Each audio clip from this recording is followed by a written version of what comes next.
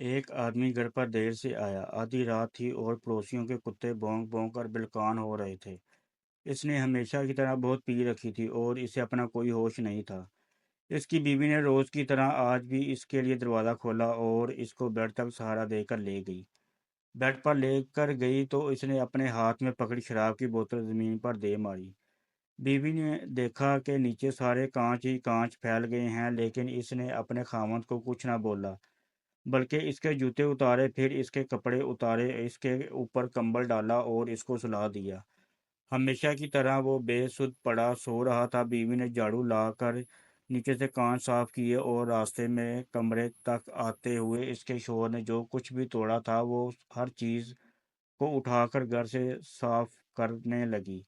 सुबह जब इसका शोहर उठा तो वो दुआ करने लगा कि आज भी बेगम लड़ाई ना करे, क्योंकि वो हर रोज़ इतनी लड़ाई करती थी अपने खामद के पीने और देर से घर आने पर और सोने पर सुहागा। आज रात तो इसने कितने बर्तन और की बोतल भी तोड़ दी थी। वो डरता डरता नाश्ते की मेज़ पर पहुंचा तो देखा कि सिर्फ इसका बेटा बैठा नाश्ता कर रहा था। इसने अपने बेटे से पूछा कि मामा किधर हैं। वो बोला कि वो बाजार गई हैं ग्रोसरी के लिए, और जाते वक्त आपके लिए आपका पसंदीदा नाश्ता बना गई थी और आपके लिए ये स्टिकी नोट छोड़ गई थी। इसने हैरत से स्टिकी नोट पढ़ा तो लिखा था, मेरी जान, मैं अभी आधे घंटे तक वापस आ रही हूँ।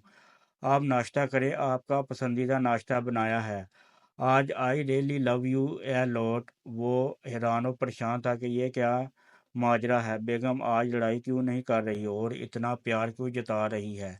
इसने अपने बेटे से पूछा कि तुम्हारी मामा की तबीयत तो ठीक है, पागल तो नहीं होगी, मेरे साथ इतना अच्छा सलूक क्यों कर रही है। आज बेटा हंसा और बोला, पापा, मामा ने मुझे अभी जाने से पहले बताया था कि रात को जब वो आपके जूते, मोजे और कपड़े उतार रही थी कि आप पुरस्कून होकर सो सकें, तो आपने इतनी पी रखी थी कि आपने मामा को पहचाना ही नहीं और आपने उनको बोला, ओ बीबी, मैं कोई ऐसा वैसा आदमी नहीं हूँ, अल्लाह का खौफ करो, पीछे हटो, मैं शादीशुदा हूँ। मामा आज सुबह से गाने गुनगुनाते फिर रही थी। ये सुनकर बाप भी हंसने लग गया। अगर आप अपने रिश्ते ठीक से निभाएंगे तो आप छोटी गलतियां कर सकते हैं, लेकिन कभी किसी बड़ी गलती का इर्तिकाब आपके लिए मुमकिन नहीं है। अपनी तरजीहात ठीक से मुतय्यन करें और रिश्तों की कदर करें। जब आपकी तरजीहात की दुरुस्त तकर्री होती है तो आपकी आदतें खुद ब खुद ठीक हो जाती हैं और आपके घर वाले आपसे प्यार करने लगते हैं और आपकी छोटी छोटी गलतियों से भी प्यार करने लगते हैं।